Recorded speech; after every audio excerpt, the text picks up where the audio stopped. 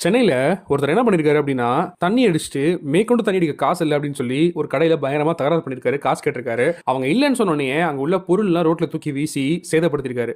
இத வந்து வீடியோ எடுத்துட்டு இருக்காங்க. சுத்தி முத்தி போறவங்கலாம் பார்க்குறாங்க. அந்த பெண்மணிட்ட தகராறு பண்ற கூட வேற யாருமே பொதுமக்கள் யாரும் அவர்கிட்ட நெருங்க கூட இல்ல. நம்ம நெறைய தடவ சொல்ற விஷயம் என்ன அப்படின்னா, உங்க முன்னாடி ஒரு அநியாயம் நடக்குது அப்படின்னா, தாராளமா நீங்க தட்டி கேட்கலாம். அதுக்கு காவல்துறை வந்து அதுக்கப்புறம் அவங்க தான் தட்டி கேட்கணுன்ற அவசியமே கிடையாது. ஏன்னா எல்லா இடத்துலயும் போலீஸால இருக்க முடியாது. 2வது விஷயம், இதுல எனக்கு ஒரு பெர்ஸ்பெக்டிவ் தோணுது. ஒருத்தர் தப்பு பண்றாரு அப்படின்னா, அவர் தண்டிக்கிறத விட, அவர் தப்பு பண்ண தூண்டுனவங்கள தண்டிக்கிறது தான் ரொம்ப முக்கியம் இல்லையா? இப்ப தண்ணி அடிச்சு தப்பு பண்ண இவர தண்டிக்கிறத விட, இவர தண்ணி அடிக்க வச்சது யாரு? யாரு இந்த மாரி மதுவ விக்கிறா?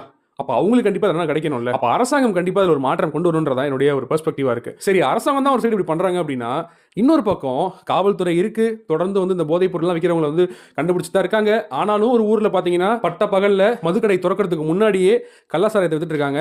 ரூ. 150 விக்கிற குவார்ட்டருக்கு ரூ. 200 சார்ஜ் பண்ணி வித்திருக்காங்க. அதுலயும் இவர்கிட்ட வாங்குனா சைட் டிஷ், கப்பு எல்லாமே ஃப்ரீயா தரலாம். இந்த மாதிரி எக்ஸ்க்ளூசிவ் ஆஃபர்லாம் கொடுத்து வித்துக்கிட்டு இருக்காங்க.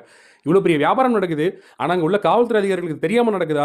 இல்ல தெரிஞ்சும் கண்டு காணாம இருக்காங்களான்றது தெரியல. இத பத்தி உங்களோட ஒப்பீனியன் என்னன்றத மறக்காம கமெண்ட்ல ஷேர் பண்ணுங்க.